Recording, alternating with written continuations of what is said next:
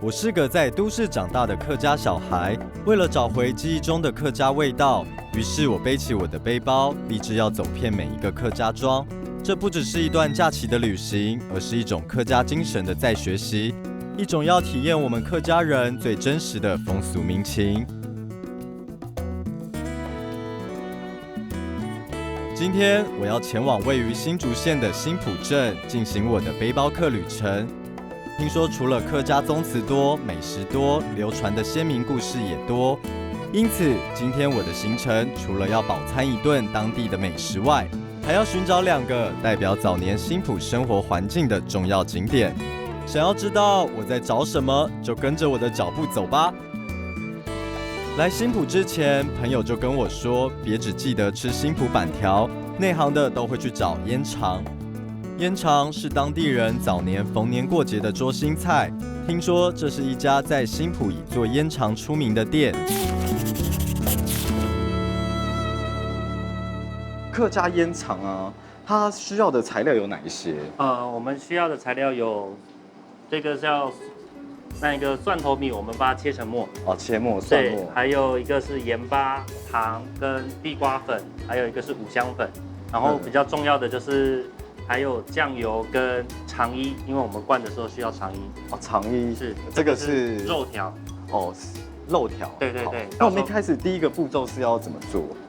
一开始的时候，我们是要先把我们的准备好的调味料都倒进去，倒完之后，我们要把它和在一起，因为和在一起的时候，到时候它们味道会比较平均。然后这个蒜头米是要现切的，所以那个香味才会有。混合好的之后，我们再把这个准备好的肉条再帮我倒进去。所以现在是把它搅拌均匀。搅拌好的时候，稍后就倒地瓜粉就可以，全部倒下去。然后要有一定的水跟它和在一起，才会变成浆。到时候我们才能灌。好，加水一开始就一点冷水，不用太多，就是有一点点，然后把它和均匀。你看和均匀之后，然后我们再先冷水，然后再热水。对，半瓢的热水。半瓢热水。你等一下看就会知道说它为什么会需要用地瓜粉。你看它马上就会变成一块一块亮亮的，凝固变亮了，对，凝固了。凝固，然后之后我们就把它倒进去就可以。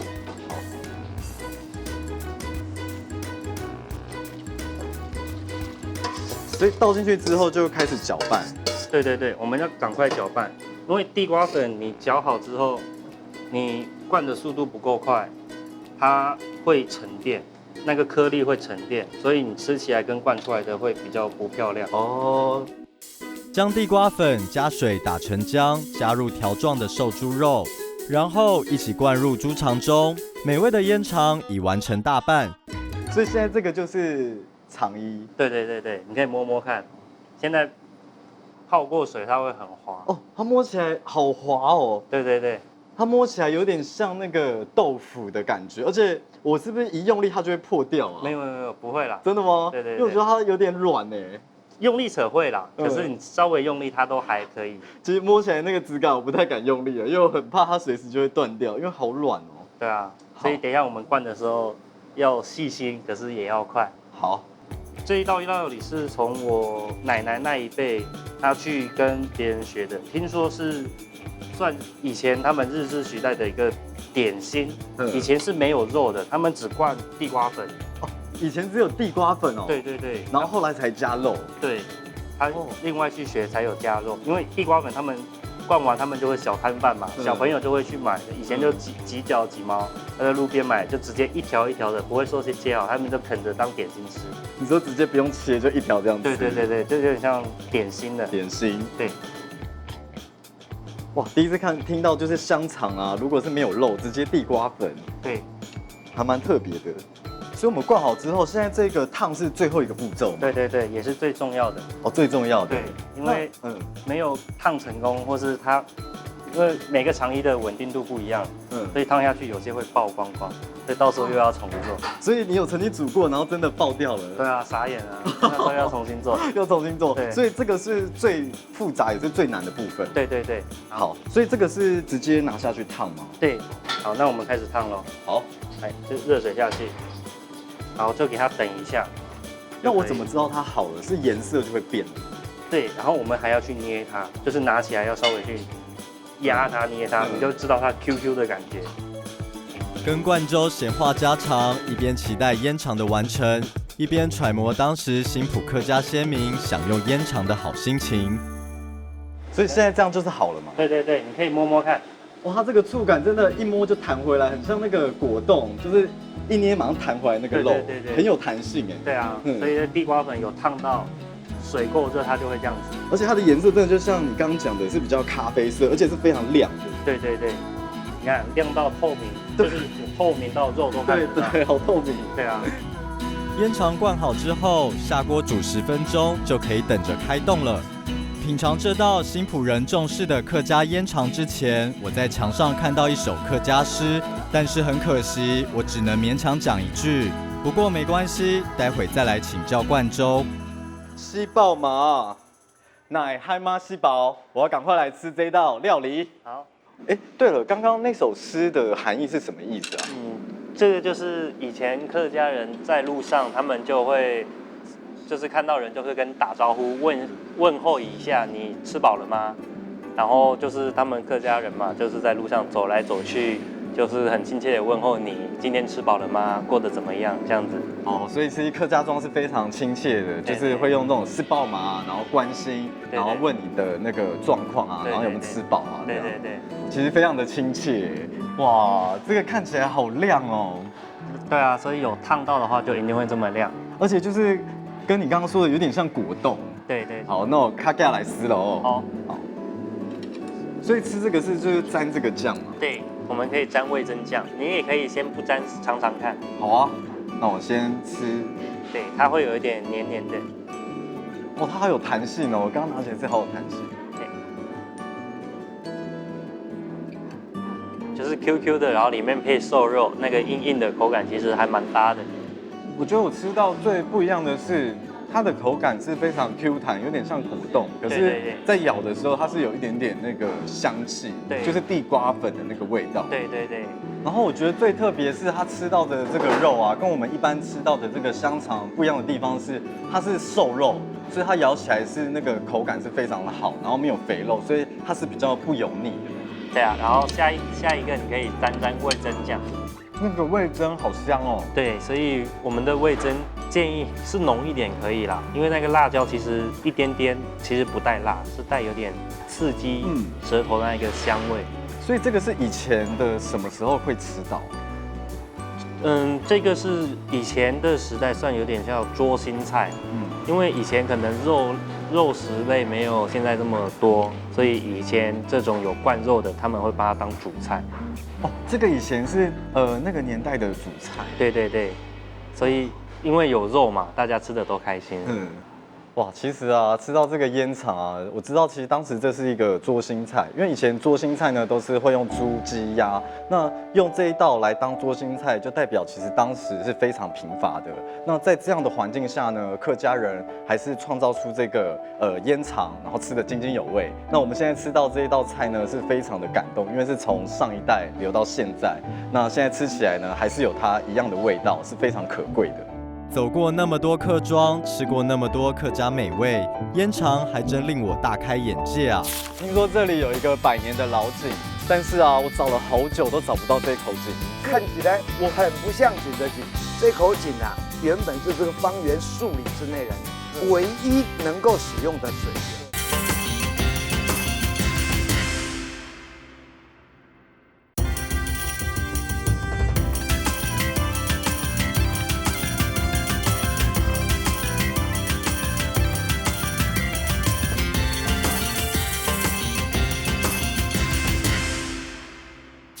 除了烟肠，听说新埔最有名的就是数量众多的宗祠群，到底有多壮观呢？走，去瞧瞧。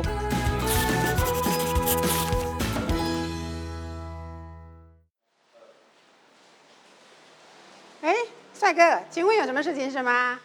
太子你好。对，就是我来到这个宗祠啊，我发现它的那个燕尾啊，好像比别的地方多了一点点，还有它的匾额也是比较多一点点，是为什么？没错，因为这是刘氏家庙啊。刘氏家庙它的那个做官的很多啊，所以做官多，所以它的建筑有没有就可以盖这么多的燕尾？因为燕尾普通是在庙宇才有，可是这边有没有？因为是这样，什么当官的刘姓，他都可以挂在这边啊。这样挂在这边，大家才知道说我是姓刘的啊。就是当官的很多，所以燕尾也多。对。那为什么会有那么多的匾额？就是因为他很多做官的啊，像什么贡生啊、文魁那些，他们都有。像如果你们家早期有考到什么状元啊，什么东西，人家都会送匾额啊，送会挂在这边。如果挂在这边，他刘氏家庙大家都看得到啊，就说哎，我刘氏家庙很多当官的，他都送来这样。所以以前这里就是刘氏的是非常优秀，对啊，又当官啊。对。那我有看到就是前面的这些牌位。这些牌位都是刘氏家族的牌位吗？没错，它是他刘氏祖先的。然后这个牌位那么多，有没有？最上面那个最大那个牌位有没有？他的牌位是那个刘邦的祖父刘荣。刘邦就是那个汉朝的那个刘邦吗？对啊，没错啊。所以他那个牌位有没有？就是刘荣，然后左边是刘邦。右边是那个刘邦的太太李后，你看它上面那个最上面有没有？它就是共同始祖的那个刘荣，是最上面那个吗？对，就是中心点的那个。它旁边好像有镶金的，所以他们说什么叫金牌啊？下面有没有？下面这边就是他们的那个刘氏历代祖先的牌位，就是这一排前面这一排。对，最下面那个有没有？原来是皇家的后裔，难怪这个宗祠跟一般的宗祠有点不太一样。没错的，所以全台湾省有没有？看是唯一的。这是唯一一个的家庙是这样。这样子才可以撬东撬西的那个，客家话叫巧哦。巧哦。是啦，巧哦。是什么意思？就是翘起来啊。翘起来，巧哦。叫燕尾啦，我们叫燕尾嘛。巧哦。杨大姐以一口浓浓的客家乡音跟我描述新埔当年的繁荣景象。她很自豪地说，新埔的特色就是宗祠。我刚刚自己逛了一下，我发现这短短的一条街，它就有3间宗祠，是为什么啊？因为这个新埔是那个丘陵地，我们地很窄，所以我们盖的家庙都会很集中。是因为这边其实地形算是非常的小。对。那跟当初的发展有关系吗？当初有没有他们会盖家庙？像比如说是你刘家盖，可是我张家或林家看你们都盖了，我们家也要盖啊。因为当下有没有，不管你有钱没钱都要盖，为了巩固自己的势力啊。有点算是要他保护自己的家人啊。因为早期有没有这边是那个生番，也就是原住民的地方啊。是。就是比较危险呐，大家都要把那个房子建巩固一点啊，要保护家人啊，不然如果家人受到伤害也不行啊，所以才盖这么多家庙。算是保卫，然后加巩固地盘。对。那这边总共有几个这个宗祠啊？这个啊，镇上有7个，7家宗祠都是陆续盖的啦，有没有？像你盖，我也跟着盖这样子，就7家。像我刘家啊，朱家啊。张家啊，潘宅啊，还有范氏家庙啊，林家，还有那个陈氏家庙，他们都是，其实盖庙嘛，盖这家庙，大家都要集资啦。像潘仔他不用，他们家很有钱啊，他就会自己盖啊。像陈氏家庙也是啊，他自己本身很有钱啊，要做生意那些，所以他可以盖那个。那他们的建筑方式也是都有客家建筑的元素。对，所以看你自己的经费的，然后也要看你的地宽不宽。像有的是盖1条龙，因为我比较窄啊。像潘仔有没有？它是土地很宽，所以它可以盖很大间它的家。所以这个大小也是当时他们的富裕的程度来盖大小。走在新埔老街，很容易就发现宗祠隐身在现代化的都市建筑中。这里有着全台密度最高的宗祠，除了祭拜刘邦、燕尾特多的刘家宗祠外，还有听说房子本身就是盖在螃蟹穴的风水吉位上，所以和平街潘屋的屋顶不是常见的红瓦。造型简洁有力，象征客家传统务实精神的朱氏家庙，还有是台湾仅存少数的砖雕建筑之一，不管木雕或石雕都精致华丽，在显示出当时财力丰厚与崇高社会地位的陈氏宗祠。虽然经过100-200年，这些宗祠建筑依旧保持完好，至今还有宗族后裔生活其中，让新埔这个只有3万多人的小镇，成为台湾活生生的宗祠博物馆。那我很好奇，他们当初来这里，除了盖宗祠之外，那他们是来这里新埔是怎么样发展起来的？就早期那个新埔有没有？比那个竹堑镇就新竹那边有没有还要繁华？那时候农产品有没有？非常的多，像什么稻米啊，什么柑橘啊，还什么，反正就是农产品，有茶叶那些。我们这新埔镇有没有？是集散地。哦，所以以前是非常繁华的。对对对，然后像那个在集散地，像他们湖口啊，关西啊，那个竹东他们的那个产品农产品有没有都会带过来，所以我们这边很繁荣嘛。虽然当时新埔已经很繁华，但是杨大姐说，早年他们还是需要挑水，而且挑水非常辛苦，想到就要流眼泪。太子为什么当初会挑水挑到流眼泪？因为我们小孩子啊，你因为挑水的话，并不是说挑一次就好啊，你要挑很多次，不是来回要走很多次吗？从我家到良井有没有？差不多要半个钟头以上啊，去半个钟头，回半个钟头就快1个钟头。哇，1个钟头，然后要挑很多次。对啊，并不是说挑一次就好啦。所以你想想看，如果当下是你的话，你会不会像我这种感觉？哇，其实我听到我都觉得好辛苦哦，就是那个距离啊，然后半小时用走的，然后挑是用那个扁担嘛。对啊。然后这样是两个。对，小桶这样挑，因为我们不能挑太大桶，太大桶我们挑不动啊。那我赶快去看看那口井在哪里。好啊，希望你能找得到它。好，谢谢太子哦，好，拜拜，拜拜。希望我能找得到它。一口井有那么难找吗？我不相信。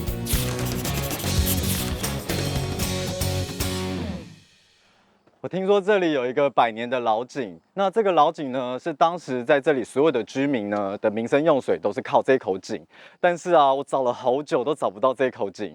前面有个咖啡店，我去问问看老板知不知道那口井在哪里。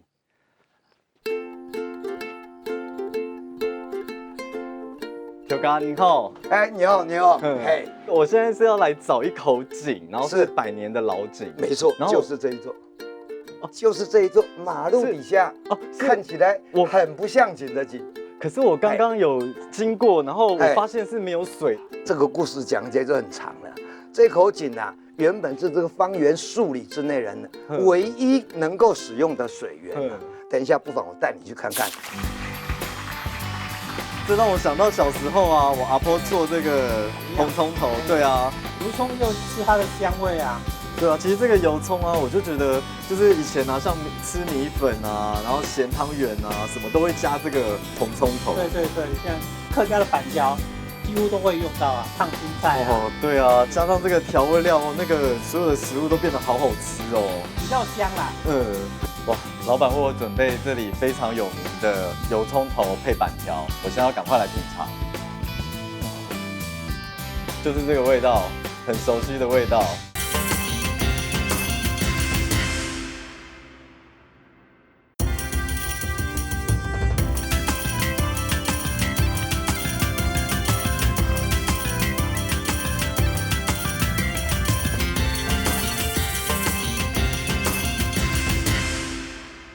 那是不是这口井啊，然后让这里的客家聚落慢慢的形成？没错，我们能够移垦到现在哈，这口井有很大的贡献。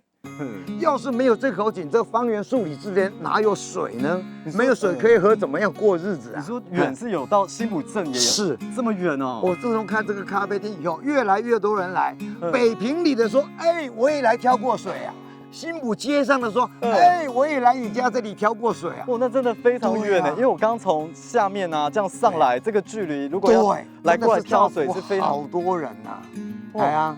所以我的良井诗后面有一句话讲说，良井子孙百世，久久记心间，就是良井子孙百世要久久记心间。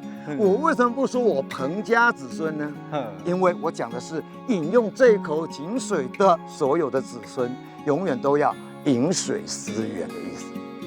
原来刚才我在这边徘徊许久却找不到的良井，就是这么一滩不起眼的水池啊！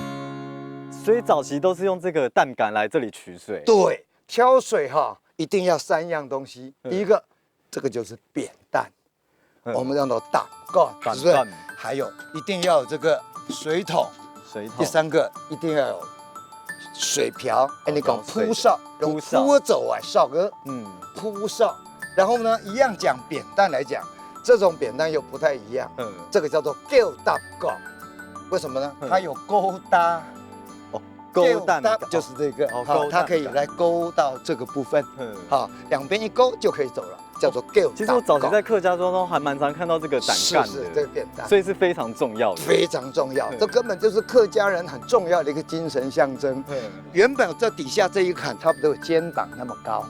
好，我们就假定这是原来的那个最高阶的水面，这边架着来，好，主持人，请你帮我拿住这边 ，OK， 好。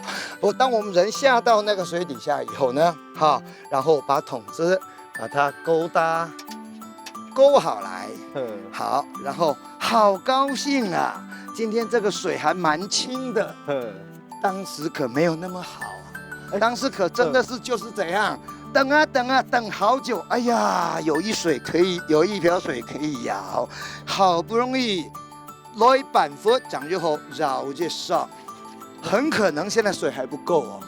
很可能上面我的好朋友，我的左邻右舍，他也等着。马上要做下一个舀水人呐、我跟他聊了一下，哎，你家属母怎么样啦？你宝宝最近身体还好吗？然后我才有机会去舀到第2瓢，是叫做来板佛舀日上来看，就是哎呀，今天竟然已经有一瓢水可以舀了，好高兴啊！来板佛嘞，做咧舀日上，那变落个桶度去，索为等。等水降顺一格啦，是什么意思？好，来半窟舀一勺，勺要等，每一勺都要等，没有那么好可以这样直接舀到满的。然后等水井边呐，等水啊，在水边哈，在井边等着舀水的时间呐，一格啦就是日和夜，日夜，白天有人舀。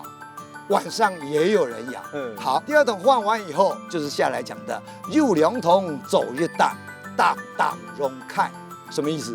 就是终于有了2桶以后，可以做1担，然后担用开，就是挑回家里干什么？开全部卡是减痛，挑回家里也可以吃，也可以冲洗的，都要靠它。一般的老井啊，可能是直接就可以挑起来，原来这个还要再等它的水，不要那么的浊，所以就是因为这个水源很少，才会发明这样子的一个概念。你只有来一点点水，我也照样可以舀得到，对不对？彭老师说，除了舀水麻烦之外，当年最难的就是要走长长的山路，将水挑回家。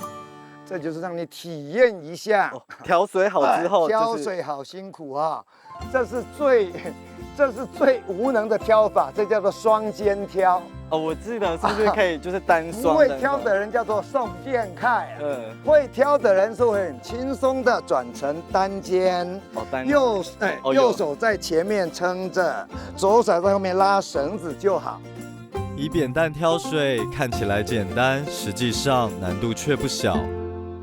其实体验下来啊，我觉得学到的这4个字就是刚刚看到的饮水思源。要记得就是这4个字，饮水思源，人当珍惜之。那彭老师，我再帮你把这个水扛到咖啡馆里面，好，再给你再体验一下。好 ，OK， 好，不错啊，步履平稳啊。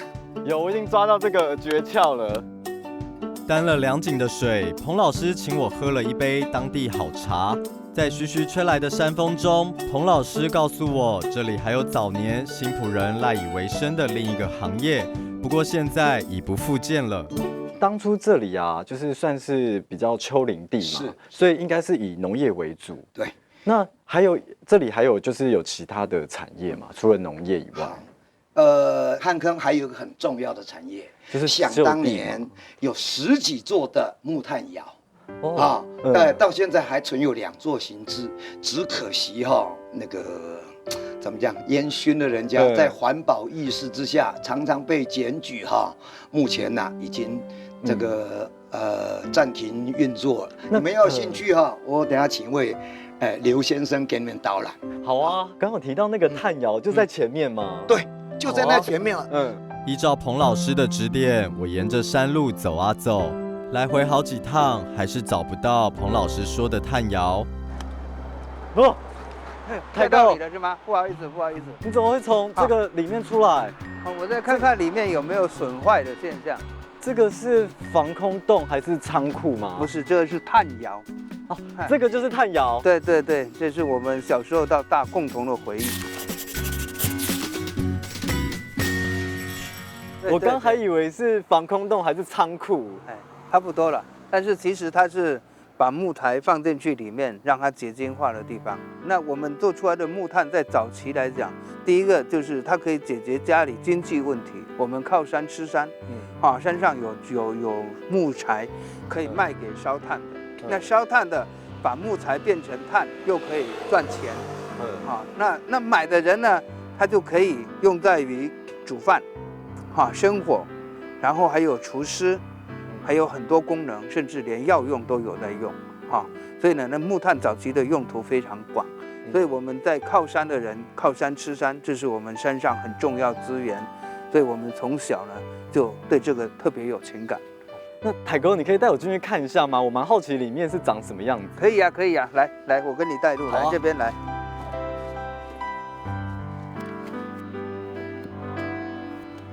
你看，我刚刚在这边看，这个结构都还很完整。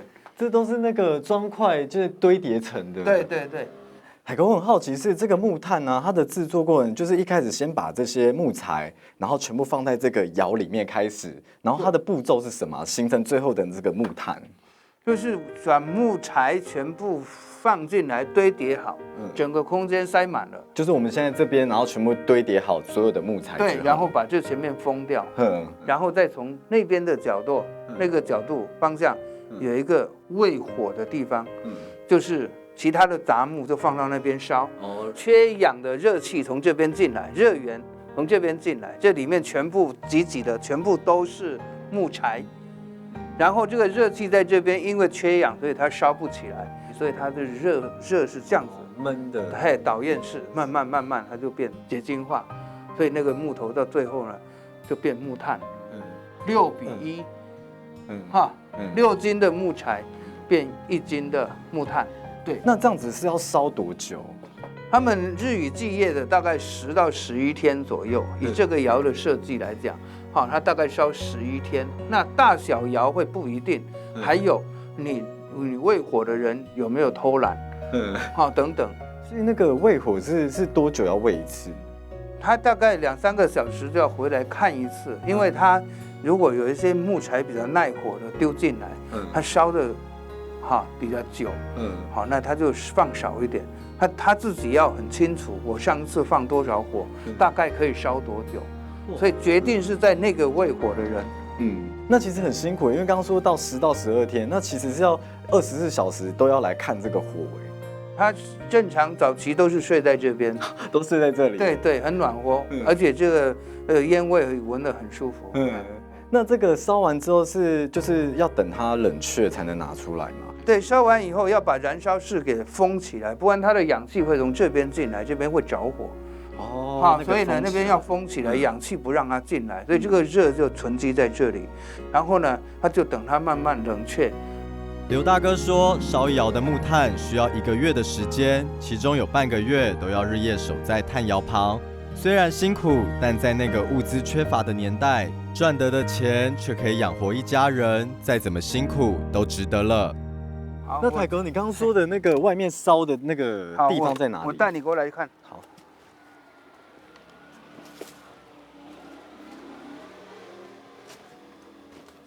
这是一个燃烧室的入口，它会把一些杂木或比较小枝的木材绑好，放在这里。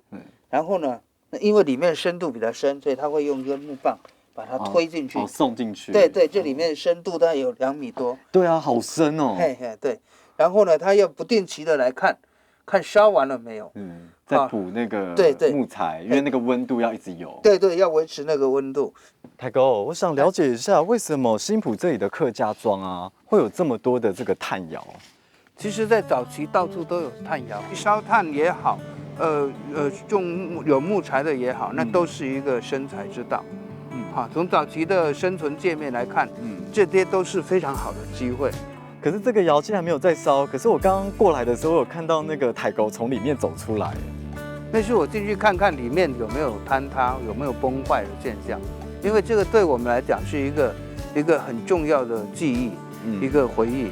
好，那我们小时候都在这样的环境长大，所以现在这个突然间停掉，对我们社区来讲是很大的损失。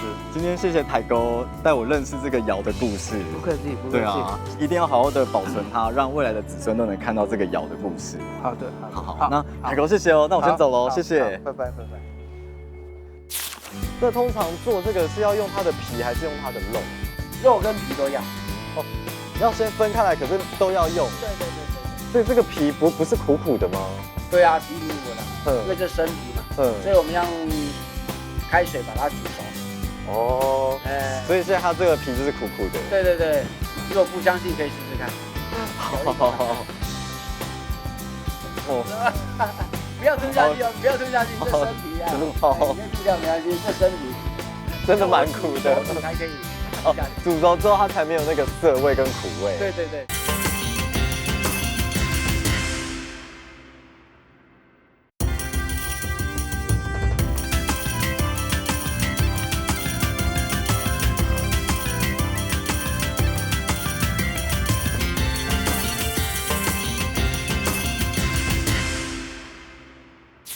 在山区走一走，不禁饿了。回到新埔市区的传统市场逛逛吧，市场通常一定有好吃的。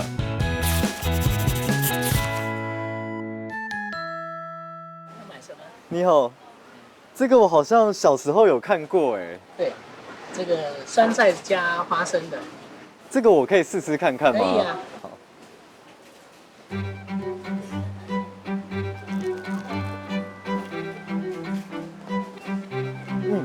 好好吃哦，妈妈的味道啊。而且好像小时候在那个拜拜的时候啊，会看到这个，好香哦。这个是什么啊？菠菜。菠菜。那老板可以教我怎么做吗？可以呀。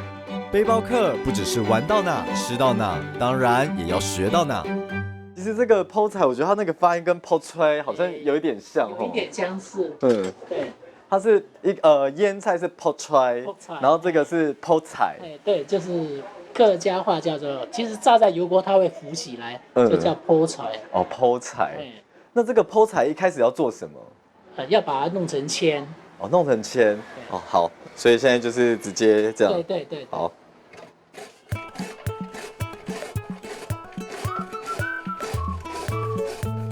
地瓜这种番薯之类的东西，每一家每一户都有。所以以前没有麦当劳嘛，没有肯德基，大家就炸这个来，大人喜欢吃，小孩子也喜欢。早期的麦当劳。对，而且拜拜的时候，大家都会用这个。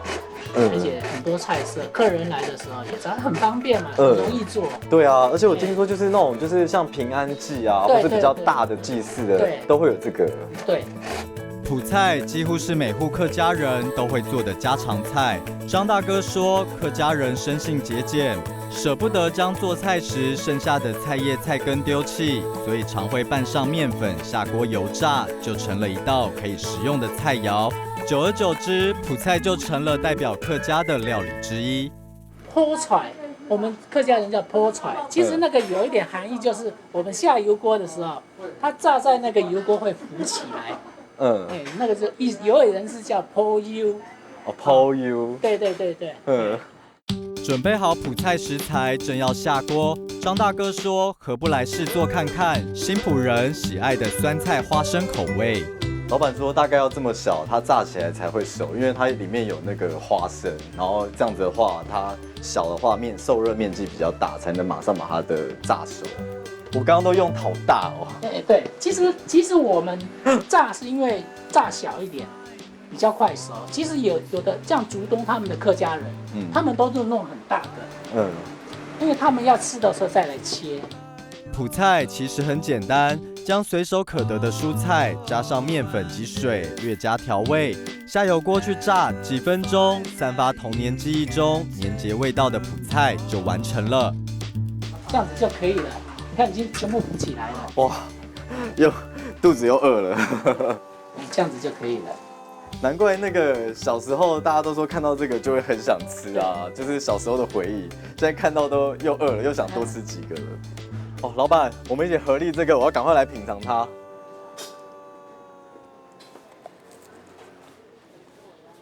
怎么样？跟之前冷掉的差好多哦。对，现炸的感觉更好吃。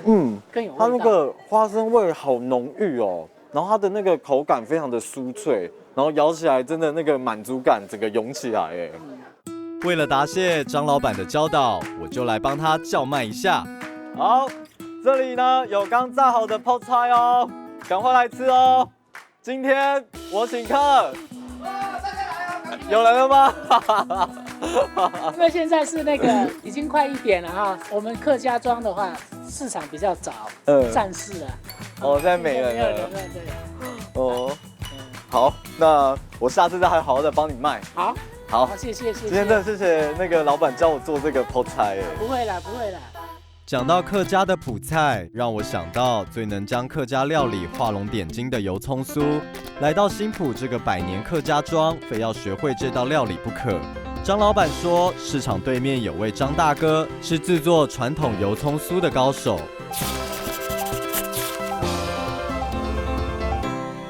海姐你好。你好。请问你现在这个是在做什么？剪油葱啊，剪葱头。哦，这个就是红葱头。红葱头。哦，就是要做那个油葱酥嘛。油葱酥。油葱酥。我们那边是念油葱酥。那边是讲回六，所以是讲油葱酥。哦，这边是海陆嘛。回六。哇，这个油葱酥啊，是我从小到大最怀念的味道，从小吃到大。而且它其实也是那个客家饮食中啊一定要提味的一个香料。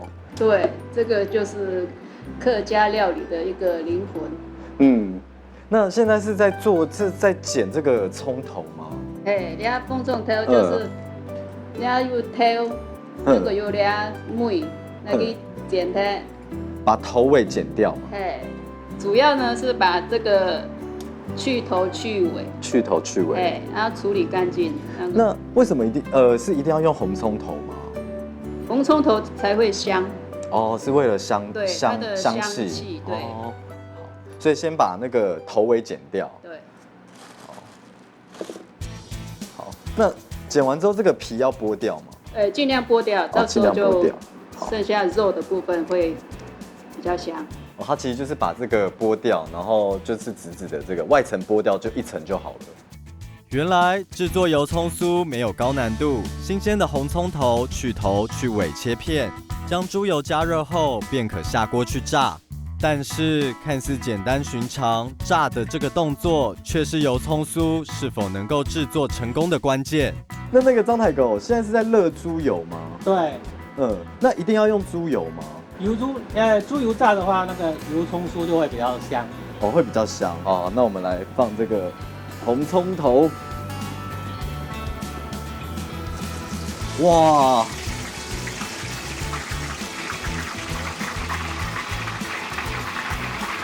这让我想到小时候啊，我阿婆做这个红葱头，对啊，然后都是同样的过程啊。然后它是有一个诀窍，它是说就是这个炸放进去啊，只要有一点点变色之后，就马上转小火。这边也是一样嘛，就把它泡着。不大一样，不能用泡着，因为泡着到时候你那会焦掉。如果有一点变色之后，就要把它捞起来，给它凉，就比较不会那种。那这个要这样子要炸多久？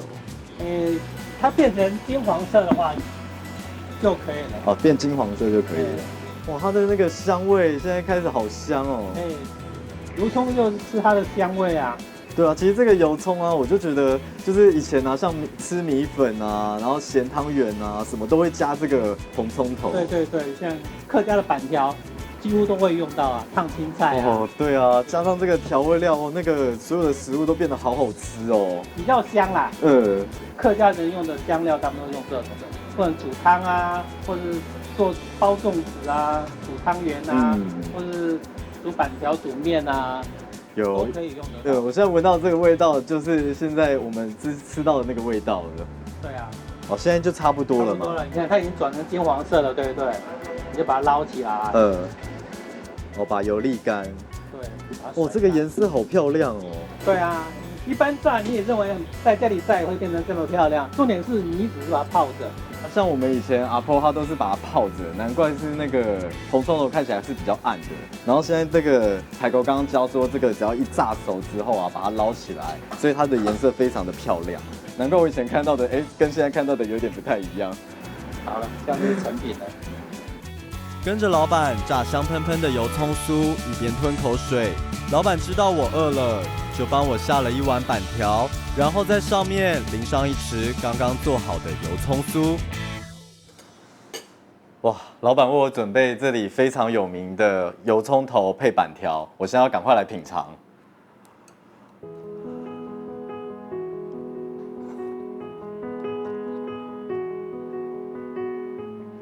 哇，就是这个味道，很熟悉的味道。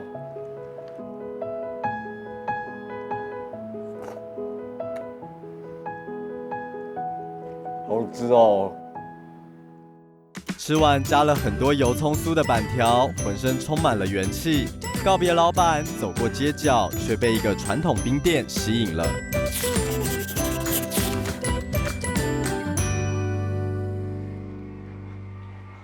老板你好。你好。老板，你们现在是在做什么？做冰棒。正在结冻。哦，这个现在是在解冻了。对，结冻了。到这边还没有结冻，快好了。到那边的时候就已经完全结冻。所以这个冰棒有多少种口味啊？有11种。哦，这边有11种口味。要只有11种，最主要是荆棘啦，荆棘的，还有一些像红豆、绿豆啦，比较常态性的啦。哦，我第一次听过这个鸡肋可以做冰棒哎。对。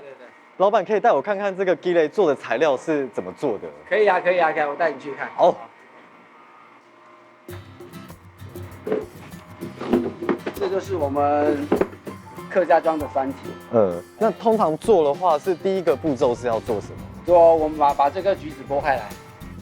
你说把皮剥掉吗？对，把皮剥掉。是用机器剥吗？不是，用手剥。啊？用手剥吗？手剥，对。这边这么多颗，后面那么多颗。对。都没有机器哦，全部都是用手。对。哇，一颗剥。所以是像我现在这样子把它这样剥开来。不是。啊，不是这样剥。不是，直接拧上去，直接撑开来。哦，把它剥两半。剥两半，然后用手指呢把它剔开来，这样一片。哦，我觉得好神奇哦！我第一次看到荆棘啊可以这样剥，它是这样子压中间，压进去之后，然后把它剥开来两边，然后再取中间的果肉。跟我们一般这样慢慢撕是不一样的。对，那个太费时间了。那通常做这个是要用它的皮还是用它的肉啊？肉跟皮都要。哦，要先分开来，可是都要用。对。所以这个皮不是苦苦的吗？对啊，皮苦苦的，因为这生皮嘛。所以我们要用开水把它煮熟。哦。所以现在它这个皮就是苦苦的。对。如果不相信，可以试试看。好，我咬一口看看。哦，不要吞下去哦，不要吞下去，这生皮啊，好，你吐掉没关系，这生皮真的蛮苦的，你才可以吃下去。煮熟之后它才没有那个涩味跟苦味。对。从爷爷手中接下传承3代的冰店，陈老板客气豪爽，带我认识了他们天然方法、纯手工制作的金桔冰棒，也让我大开眼界，原来桔酱也可以有这么颠覆传统的吃法。冰棒先帮我插进去。好。第一排要先插，不然会结冻。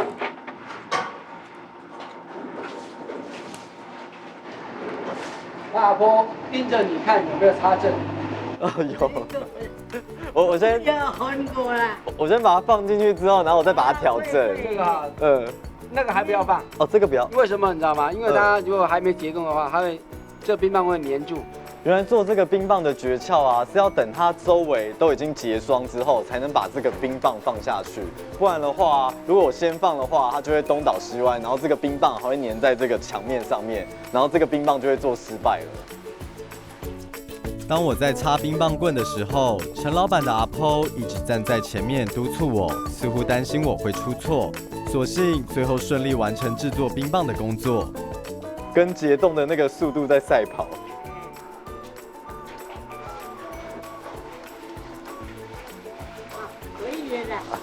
成功了，成功了，成功了。阿婆，那个成功的客语怎么念？新贡啊。新贡哦。那新贡呢？我来做这个冰棒新贡啊。那老板，我可以试吃一支看看吗？可以，尝尝看你刚才所经历过的事情。好，我自己做的。对，试试看一下。哇，感觉怎么样？光看它的这个外观就是好亮，而且很透。哎，好，我来吃看看。